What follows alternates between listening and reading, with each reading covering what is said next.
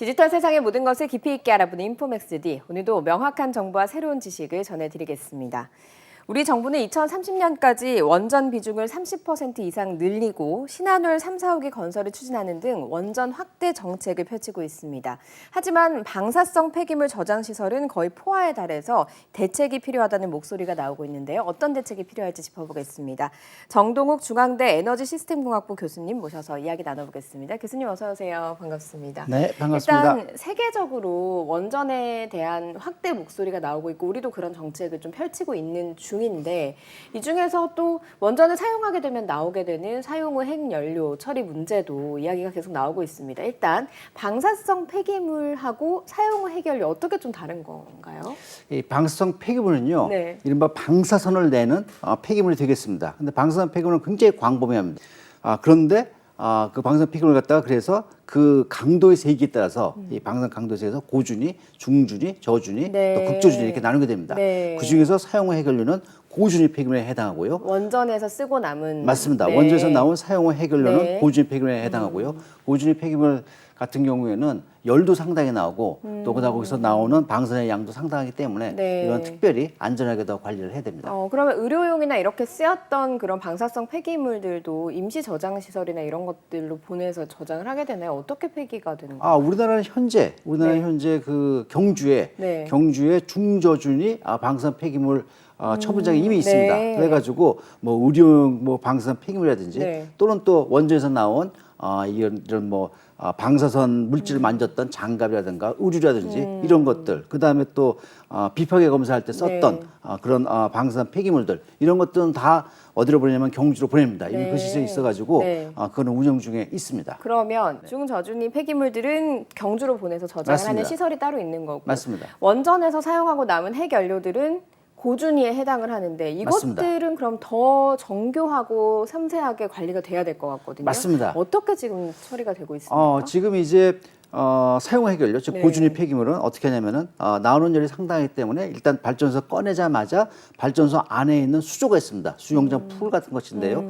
그 수조 안에 넣어가지고 네. 적어도 5년 정도는 일단은 식혀야 됩니다. 열을 식히는데, 식혀야 되는군요. 예, 지금 네. 보통은 그래도 뭐 한 10년에서 지금 우리나라 발전소 같은 건 거의 한 20년, 뭐 30년까지도 지금 식히고 있지요. 네. 거기다 식힌 다음에 그거를 만약에 연구 처분장이 있다면은 바로 보내야 됩니다. 근데 연구 처분장이 없다면은 임시 저장에 넣든가 아니면 중간 저장에 넣든가 그런 네. 과정을 거쳐가지고 우리 생활 공간하고 영원히 격리시키게 됩니다. 네, 그럼 교수님 순서를 좀 설명을 해주세요. 그러니까 사용 후 핵연료가 나왔어요. 그러면 임시 저장 시설을 거쳐서 연구 처분장까지 가는데 중간에 어떤 절차를 좀 거치게 되는 건가요? 원자로에서 네. 상호 혈류를 꺼내게 되면은 우선 발전소 내에 있는 그 수조, 습식 네. 저장이라 부르는데요. 그 안에 넣습니다. 네. 그래 넣어서 적어도 한 5년, 길게는 뭐 10년에서 20년까지 네. 넣어둔 다음에 그다음에 그걸 갖다 꺼내 가지고는 임시저장 시설. 임시저장 시설은 발전소 구내에 있습니다. 구역 내에. 거기다 넣는데 그거는 건식 저장 시설이라고 부릅니다. 네.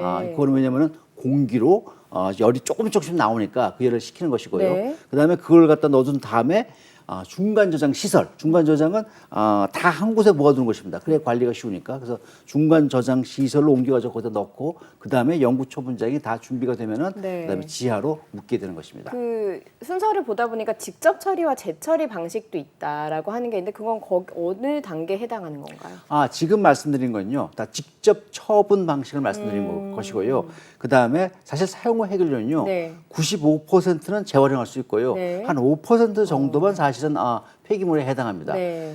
그런데 여기서 이제 이걸 갖다가 사용 후 해결료를 갖다 분리해 가지고 내가 쓸 수 있는 건 다 쓰자. 거기 보면 금속 재료도 있고 네. 하거든요. 그 다음에 네. 거기에는 우라늄, 플루토늄 같은 것도 있습니다. 예를 들게 되면 우라늄은요, 천연 우라늄은 0.7%밖에 안 납니다. 우라늄 해봤자 대부분 다 우라늄 238이라 그래가지고 우리가 해결료를 못 쓰고 우라늄 235만 쓰는데 네. 우라늄 235에 천연 우라늄은 0.7%인데 사용 후 해결료는 그게 한 1% 돼요, 사실은. 네. 그래서 만약에 우리가 그걸 재처리를 한다면은 그 우라늄을 이성을 꺼내가지고 쓸 수도 있습니다. 바로 천연 우라늄보다 더 양질인 것이죠. 그다음에 또 플루토늄도 우리가 해결료로 쓸 수가 있습니다. 네. 그래가지고 그걸 재처리를 해서 우리가 그런 것도 쓸 수 있는 건 쓰고 나머지는 폐기하면 좋은데 그 재처리를 하는 과정은 사실은 그 과정 중에 우리가 원자 폭탄이나 네. 이렇게 전용할 수 있을까봐 네. 그래서 국제적으로 그는 굉장히 감시도 심하고 못하게 합니다. 그래서 이 재처리는 이 원자 폭탄을 갖고 있는 국가들 그 네. 몇몇 국가들만 하고요. 일본은 근데 합니다. 일본은 매우 독특한 국가입니다. 그래서 일본은 그걸 하고 있고요. 하지만 우리나라는 그걸 지금 허용받지 못해가지고 우리나라는 못하고 있었고 대부분의 국가도 사실 못합니다. 그래서 네. 직접적으로 가는 것인데 네. 우리나라는 그 재처리를 함에도 원자 폭탄을 전용할 수 있기는 대단히 어려운 거의 할 수 없는 그러한 재처리 기술을 갖다가 기술 개발을 하는 중에 있습니다. 이른바 파이로 프로세싱이라고 네. 이 파이로 프로세싱을 거치게 되면은 재처리를 한다 하더라도 이 순수한 플루토늄 같은 걸 뽑아내기 어렵기 때문에 네. 이걸 원자 폭탄은 전용할 수 없다. 그래가지고 그거를 미국이 정말 그러냐 같이 해보자 그래가지고 한 10년 해봤더니만 이거를 원자 폭탄으로 전용하기 쉽지 않은 기술이다. 그래가지고 해볼 수도 있겠다라고 해서 한 네. 10년 했는데 지금 제 2단계 연구를 좀 해야 되는데 네. 지금 잠시 그 사이에 중간에 지금 이제 홀딩되어 있는 상태입니다. 그런데 이것을 아직도 사용하기 어려운 거는 정치적 문제도 하나 있지만 아직은 좀 비쌉니다. 비싸기 때문에 이런 것들이 좀 기술 개발돼서 타결된다면 네. 재처리도 언젠가는 가능할 거로 봅니다. 네, 그러니까 이제 처리하는 방식 안에는 직접 처분과 재처리가 있는데 직접 처분은 그대로 영구 저장을 하는 것이고요. 폐기장을 만들어서 네. 영구 처분을 하는 것이고 재처리는 거기에서 우리가 필요한 물질들을 빼낼 수 있는 기술을 통해서 네. 그거를 다시 이제 재활용할 수 있는 네. 그런 방식, 처리 방식이다 이렇게 보면 되겠군요. 맞습니다. 네, 그렇게 이제 정리를 할 수 있을 것 같은데 우리나라는 그러면 직접 처리에 조금 방점을 두고 영구 처분을 향해서 가고 있다라고 보면 맞습니다. 되는 그래서 거네요. 우리나라는 네. 기본적으로 사용 해결 나오면 손대지 않고 네. 그대로 땅에 묻겠다라고 나오고 있고요. 대부분의 국가들 재처리 기술이 없거나 그걸 할 의도가 없는 국가들은 다 그렇게 합니다. 예를 들면 스웨덴, 핀란드, 스위스 다 그렇게 네. 하고 있습니다. 네. 그러면 우리나라의 지금 상황은 어떤지 좀 짚어봐야 될 것 같아요. 이 임시 저장 시설에 저장을 하고 있는 중인 거잖아요. 맞습니다. 원전을 사용한 지는 상당히 오래됐잖아요. 맞습니다. 우리가. 예. 포화에 좀 임박했다는 이야기가 들리고 있던데요. 어떻습니까? 맞습니다. 임시 저장을 하고 있는데 그건 사실은 중수로 월성에 있는 원전들은 이미 맥스터라는 그러한 임시 저장 설비를 갖다 지어가지고 거기다가 저장하고 있습니다. 네. 다만 경수로 고리 또 그다음에 한빛 그다음에 하늘에 있는 그러니까 영광과 울지에 있는 그런 원전에 있는 경수로 사용 해결료는 아직도 발전소 소내에 수조에다가 넣어두고 있는데 이걸 갖다가 수조가 이제 꽉 찼습니다. 거기다 꽉 차가지고 뭐 2030년 되면은 한백 네. 원전 같은 경우는 더 이상 넣을 자리가 없다. 그다음에 고리 원전도 뭐 2031년, 한울도 뭐 2032년인가 3년인가 뭐 이렇게 됩니다.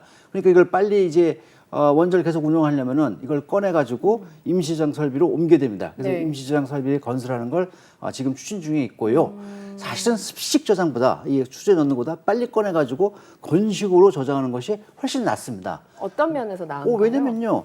이 물속에다 넣어두게 되면은 네. 아무래도 그걸 관리를 해줘야 됩니다. 계속해서 냉각을 시켜줘야 되고 물을 갖다 순환시켜야 되고 어디 가서 또 뭐 부식이 발생하지 않는데도 관찰해야 되고. 그런데 건식 조정을 하게 되면은 그대로 공기로 냉각을 하는 거거든요. 네. 그걸 철제 용기에 넣어가지고 콘크리트 건물로 이제 둘러쌉니다. 그래가지고 냉각을 하는 것이기 때문에 보관하고요. 그 다음에 그것도 지진에도 흔들리지 않게 하고 네. 또 비행기가 와서 때려도 그치 건물이 무너지지 않게 하고 완전 못지않게 튼튼하게 합니다. 네. 그렇게 하기 때문에 훨씬 사실은 건식 저장을 하더라도 큰 문제 없고 월성 1992년부터 사실은 건식 저장을 했습니다.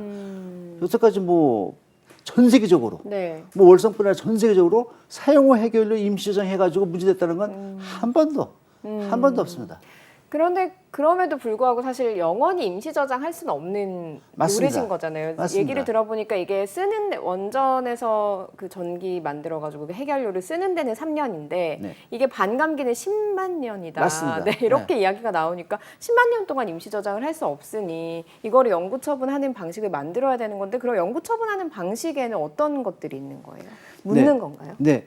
뭐냐면요. 네. 이게 이렇습니다. 이게 사용 후 해결료를 갖다가 나오는 방사선에 가장 좀 독한 놈들은 그 핵분열 물질인데 그건 대략 300년 지나면 사라집니다. 네. 이제 그 다음에 우리가 관리해야 될 건 뭐냐면은 이른바 뭐 액티나이드 계열이라고 부르는데 그건 우라늄, 플루토늄 이쪽 계열입니다. 그거는 반감기가 길어요. 한 2만 년, 2만 4천 년 뭐 이렇게 됩니다. 네. 근데 그것이 완전히 좀 사라져가지고 좀 피해가 없으면 적어도 10만 년 이상은 좀 보관을 해야 된다는 것입니다. 그러니까 너가 10만 년 이상을 어떻게 보관해? 이런 게 퀘스천이 나옵니다. 그래서 그걸 갖다 어떻게 하냐면은 지하 깊숙이 500m 이상 되는 곳에다 이걸 묻게 되는데 그냥 묻는 게 아니라 이 사용화 해결을 갖다가 네. 구리로 된 용기 속에 집어넣습니다. 집어넣고 그 다음에 이걸 갖다가 또 벤토나이트라는 찰흙입니다. 일종의 찰흙.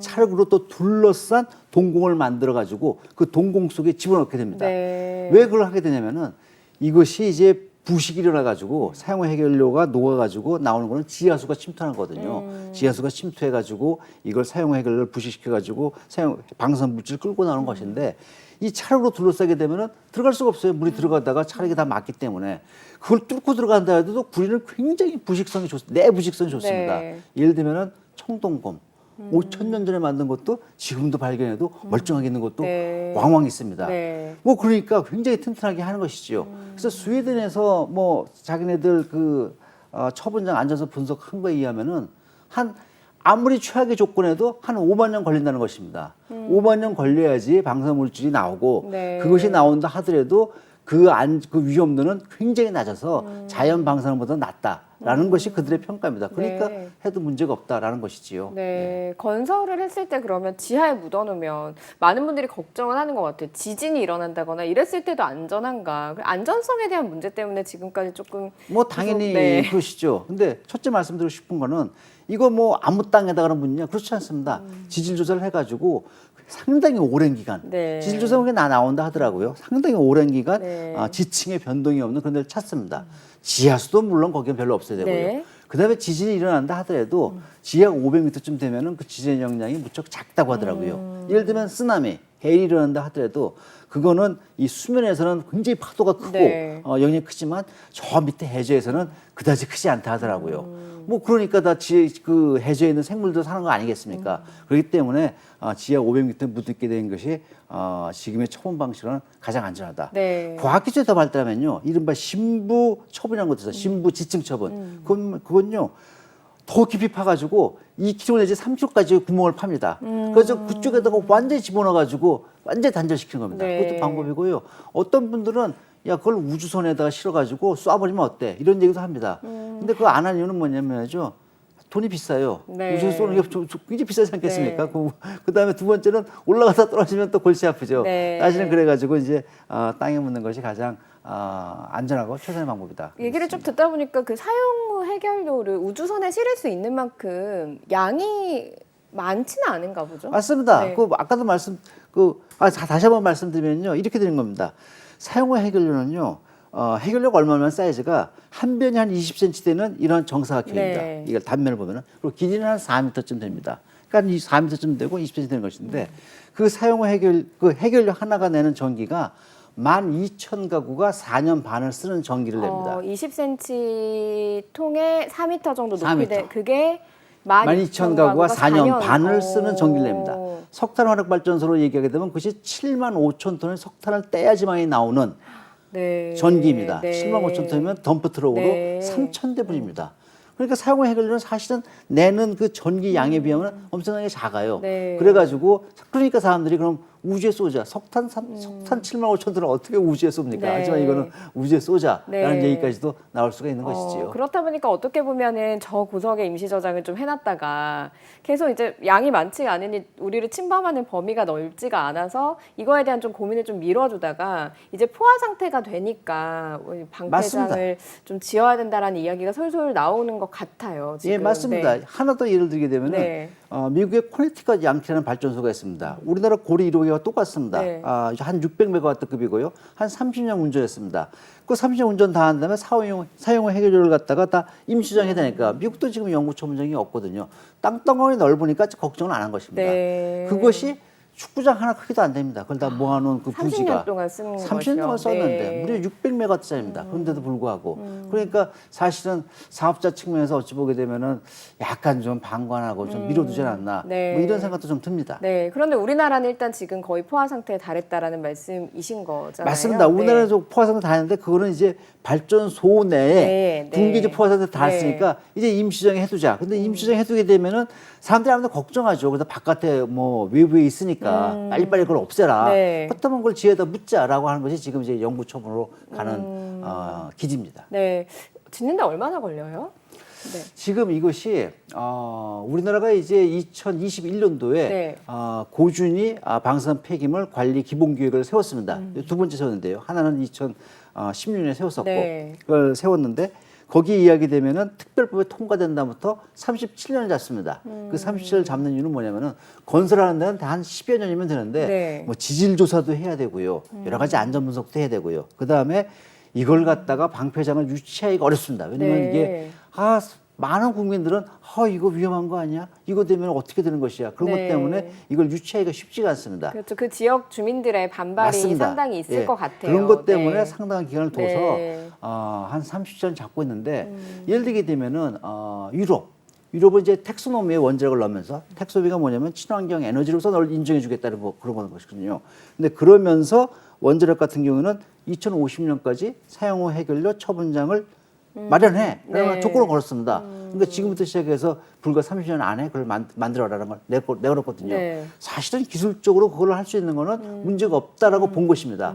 그러니까 각국 정부에서 노력을 하라 이거죠. 빨리빨리 네. 노력해가지고 이거 처분장을 만들어라라고 하고 있는데 우리나라에서 계획을 세울 적에는 여러 가지 상황을 갖다가 봐서 37년을 잡아서 2060년인데 제 개인적인 생각은 아니 유럽도 지금 2050년까지 하자고 난리를 치고 있는데 왜 우리는 그걸 2060년 가야 되나? 네. 우리 2050년까지 해보자라는 네. 얘기를 드리고 싶습니다. 네, 그렇다면 지금 이제 계속 계획을 세워놓고 그쪽으로 향하고 있는 길에 가고 있는 중이고. 맞습니다. 네. 가고 있는데 그 첫 번째 길은 이른바 법이 돼야 됩니다. 네. 왜냐면 이게 30년 넘게 진행되는 사업이라서 누가 다음에 뭐 행정부의 수반이 되고 누가 뭘 하더라도 흔들리지 않아야 되거든요. 네. 그래서 법이라는 것은 일종의 약속이기 네. 때문에 이걸 갖다가 법으로 만들자. 그래가지고 이것이 무슨 공론을 할 때도 그다음에 기본계획 쓸 때도 특별법이 제일 먼저 나옵니다. 네. 그래서 올해도 이게 특별법이 올라와 있는데 아직까지도 이게 뭐 상임위원회에 올라가지도 못하고 뭐 10번이나 되는 조정회의를 거쳤음에도 불구하고 지금 통과가 안 되고 있는 게 안타깝습니다. 네, 교수님 이게 계속 좀 지지부진하게 미뤄지게 된다면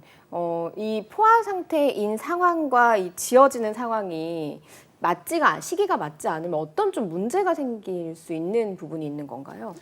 이게 임시장 설비를 갖다가 만약에 계속 짓는다면은 문제 없습니다. 예를 들어가지고 포레틱과 양키 같은 거는 1996년인가 뭐 그때쯤 해가지고 발전소를 갖다가 이제 영구 정지 시켰는데 네. 지금까지도 그냥 거의 한 30년 가까이 그냥 임시장 하고 있어요. 네, 그 안에다가요. 맞습니다. 네. 아까 말씀드렸지만 이게 축구장 네. 하나 정도 되는 부지에다가 그걸 하고 있는데 바람직하지 않죠. 사실 이렇게 임시장 갖다 기간을 오래 가져가면 안 됩니다. 그래서 그걸 빨리빨리 이걸 갖다가 영구처분전을 가져가야 되는데 만약에 이게 법이 늦어지고 그렇다면은 임시저장 할 때마다 이제 뭐 갈등 생기고 언제 그거 너 치울 것이야 이런 사회적인 또 문제가 발생하고 네. 그 때문에 아이가는 빨리 해서 특별법이 네. 되어야지만 우리가 한 발짝이라도 나갑니다. 네, 사회적인 소모도 많아지고 이게 맞습니다. 어차피 가야 될 길이라면 빨리 이제 진행이 돼야 된다는 맞습니다. 말씀이신데 제가 드리고 싶은 말씀은 네. 뭐냐면 이거는 어쨌든 간 해야 됩니다. 피할 수 없습니다. 근데 매도 먼저 맞는 놈이 낫다고 할 거면 빨리 하는 게 좋아요. 네. 왜냐면 이걸 빨리 하지 않습니까? 네. 그럼 이거 수출기에도 매우 좋습니다. 지금 이제 사용 해결료 처분장 만들면 다들 핀란드 가서 어떻게 하는지 바라보고 프랑스는 어떻게 하나, 스웨덴은 어떻게 하나 가서 보게 됩니다. 네. 우리나라가 먼저 하면요. 다들 우리나라 옵니다. 한국이 한다는데 한국은 어떻게 하나. 그리고 한국의 기술을 배워보자. 한국의 그 절차 제도를 갖다가 따라가 보자. 이렇게 오거든요. 네. 그래서 이왕 할 거면은 빨리 하는 게 좋습니다. 그 기술 자체도 좀 수출을 할 수 있다. 그럼요. 우리나라의 돈이 될 수 있다라는 말씀을 하시는 거예요. 맞습니다. 네. 예를 들면 임시저장 지금 그 용기 같은 것도 우리나라도 기술이 있습니다. 근데 네. 해외도 기술이 있거든요. 근데 우리나라가 먼저 이걸 했었으면 훨씬 좀 나았겠죠. 근데 우리나라는 지금 이제 시작이니까 네. 뭐 이제 봐야겠죠. 다른 이제. 나라는 지금 어떻게 진행이 되고 있어요? 이 부분에 대해서는? 지금 네. 여러 나라들이 지금 이제 가고 있죠. 이제는 네. 기다려도 뭐 이제 뭐 별로 이제 방안이 없으니까 땅에 묻는 것밖에는 네. 뭐 이제 낫겠다. 그래가지고 당장에 핀란드는 2024년 내년이죠. 내년에 뭐 시운전 해가지고 뭐 25년에 본격적으로 가동을 하겠다. 뭐 네. 이런 것 같아요. 그래서 핀란드는 온칼로라고 지하 500m입니다. 네. 그쪽에다가 이제 상호 해결료 처분장을 갖다가 이미 거의 다 만들었고요. 네. 세계 최초입니다. 네. 그러니까 이제 많은 나라가 이제 핀란드 가서 그 온칼로 보는 것입니다. 그다음에 이제 스웨덴도 처분장을 정했습니다. 스웨덴 정해가지고 처분장 안전문서 끝냈고 이제 거기다 이제 건설을 시작하겠다라고 하고 있고요.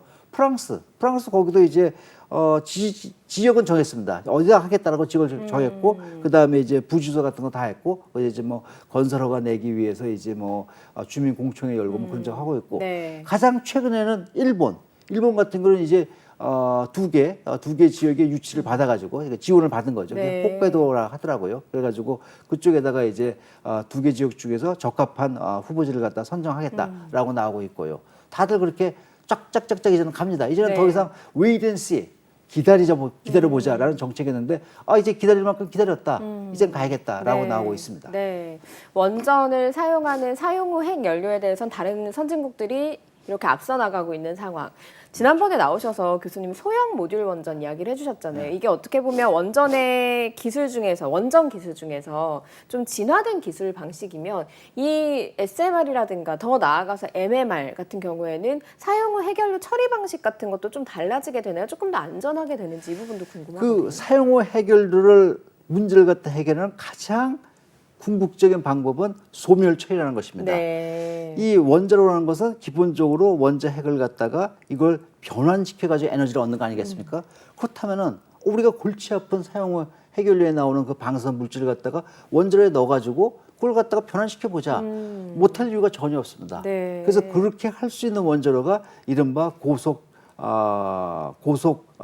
원자로라는 것인데요. 예를 들게 되면 소듐 냉각 고속로, 남냉각 고속로, 그다음에 가스 냉각 고속로 이런 고속로는 네. 중성자의 특성을 이용해 가지고 그러한 물질들을 소멸 처리할 수 있습니다. 안에서요? 맞습니다. 원전 안에. 그래가지고 우리가 사용 해결을 갖다가 꺼낸 다음에 네. 그걸 갖다가 고속 원자로용으로 바꿔가지고 다시 집어넣게 되면 거기서 이제 소멸 처리가 되고 그렇게 되면 정말로 우리가 해결해야 할 그 물질은 95% 중에 5%밖에 안 남는 거예요. 5% 정도는 어떻게 해결하면 돼요? 정말 다 모든 그 네. 문제가 다 해결되고 할 수 있는데 첫 번째 그걸 가려면은 사용 해결을 갖다 깨야 돼요. 깨가지고 그 물질 다 분리해야 그것도 되거든요. 역시 재처리하고 또 기술인 관계가 거군요. 되고요. 네. 근데 두 번째는 가격적으로 비쌉니다. 네. 가격적으로 비싸서 기술이 없어서 못하기보다는 대개는 돈이 없어서 못합니다. 그럼 지금의 원전 기술, 그러니까 SMR이다, MMR이다 상관없이 지금의 원전 기술에도 좀 적용할 수 있는 거네요. 돈이나 이제 기술적으로만 처리가 되면. 있습니다. 그래가지고 네. 예를 들게 되면은 프랑스 같은 경우는 사용 해결을 갖다가 다 깨가지고 거기서 쓸 수 있는 물질, 네. 우라늄 235가 남아있다 그랬죠. 또 플루토늄도 쓸 수가 있습니다. 우리가 해결료로 그걸 뽑아가지고 이른바 믹스드 옥사이드 퓨엘, 네. 혼합 산화물 연료라고 부릅니다. 그걸 갖다 만들어가지고 경수에도 넣어가지고 일부 소멸을 시킵니다. 하지만 소멸시키는 효율이 좀 낮아서 본격적으로 하려면 그런 고성로를 써야 되죠. 하지만 그렇게 소멸시키는 방법도 얼마든지 있습니다. 그 SMR이나 MMR이 더 유리한 측면이 있나요? 그런 그 안에서 소멸시키는 부분에 대해서? 그 기술적 베이스는 이것이 소듐 냉각 고속로나 남냉각 고속로나 뭐 이런 고속로 스타일이면은 네. 작거나 크거나 상관없습니다. 크면 클수록 더 많이 쓸 수도 있죠. 하지만 안전성 측면에서 가지고 네. 작은 것이 유리하지요. 네, 빨리 이제 처리를 할 수 있고 맞습니다. 양이 적어지니까요. 예, 일단은 지금은 이제 SMR이 상용화되는 단계가 뭐 한 2028년 빠르면 그쯤 네. 되니까 지금의 원전에 대한 방사성 폐기물 사용 후 해결료를 처리하는 방향으로 이제 가야 되는 게 더 맞습니다. 중요한 건데. 하나만 더 말씀드리겠습니다. 네. 그 텍소노미 하나 더 네. 말씀드리면요. 텍소노미에서는 이제 사용 후 해결료 처분장을 만들어라라는 네. 걸 조건을 걸었지만 거기서 원자를 갖다가 사실은 50년 정도까지 허용해 준 거예요. 2045년까지 건설하는데 내가 재정적으로 네가 돈을 쓰는 데 있어 가지고 나는 문제 삼지 네. 않겠다. 뭐 2040년까지는 뭐 계속 운전을 갖다가 하기 위해서 투자하는데 내가 시비를 걸지 않겠다라고 하는 것인데 거기에 몇 가지 원자력에 투자를 해도 좋다라는 게 있습니다. 아까 말씀드린 건설, 그다음에 계속 운전 몇 가지가 있는데 네. 가장 첫 번째 꼽은 게 뭐냐면은 제4세대 원자로에 투자하라는 것입니다. 저는 그걸 보고 약간 놀랐습니다. 4세대 원자로라고 하는 게 SMR. SMR인데 그 중에서도 물을 쓰는 게 아니고 말씀드렸지 액체 금속이나 네. 가스나 그런 네. 다른 네. 종류의 기술을 사용하는 것입니다.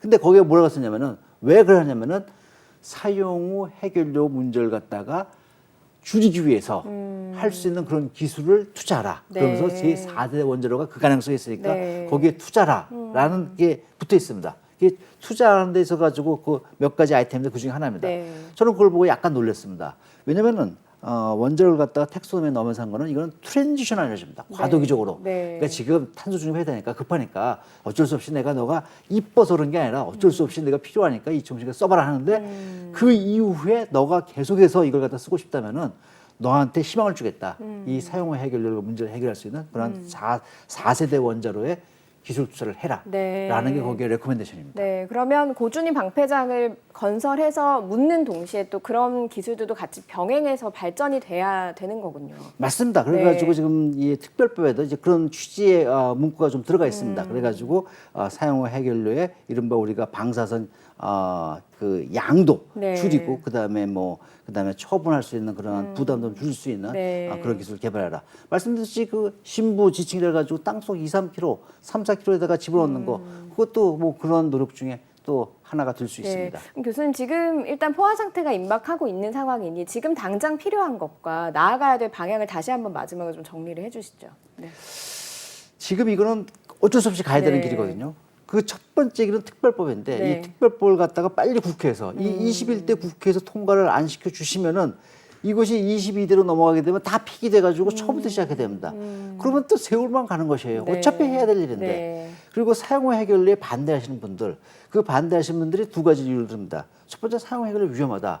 두 번째는 10만 년 보관해야 된다. 어떻게 10만 년 보관을 네가 개런티 할 수 있느냐는 말씀을 하시는데 저는 거기 이렇게 말씀드리고 싶어요. 뭐냐면은 사용후 해결료 위험합니다. 바로 옆에서 우리 다 죽습니다. 정말 위험하죠. 그러니까 그걸 안전하게 이걸 통 속에 넣어서 우리가 관리하는 것이고 그걸 위험하니까 땅속 깊이 묻겠다는데 그걸 왜 반대하십니까? 그 위험하다고 하신 분들은 사용해결료 빨리 처분장 만들어서 빨리 지하 깊숙이 묻으라고 오히려 더 지지를 해야 돼요. 그런데 이걸 뭐 위험하다 그러면서 위험하니까 그냥 어떻게 하란 말이야. 그 옆에서 그러면 이상한 얘기 아니에요. 모순이죠, 논리적으로. 근데 10만 년 보관할 수 없다 하시는 분들 10만 년 보관을 갖다 증명하기는 쉽지는 않습니다. 물론 쉽지는 않지만 어쨌든 간에 스웨덴에서 처분장 해보니까 수만 년은 걸려야 그 기어 나온다는 것이에요. 네. 근데 말씀드렸지만 청동으로 또 그걸 구리로 감싸고 그걸 지하 깊숙이 묻고 벤토나이트 차라는 걸 더 둘러싸고 그러면은 아무리 그것이 무슨 뭐 난리가 난다 하더라도 그 수천 년은 걸릴 거 아닙니까? 네. 뭐 분석하면 뭐 수만 년 걸린다지만. 근데 기후변화 때문에 지금 2100년이면은 인류가 뭐 1.5도를 막지 못하면 어떻게 될지 모르고 생물 다양성이 20%에서 30%가 사라질지도 모른다라고 하고 네. 있습니다. 그럼 좀 묻고 싶습니다. 우리가 지금 80년도 안 남은 이 위기에 대응하는 것이 맞는 것이냐. 수만 년 후를 걱정하면서 안 되는데 이걸 얘기를 해야 되는 것이냐. 어떤 것이 논리적으로 우리가 지금 택해야 될 옵션이냐 이거예요.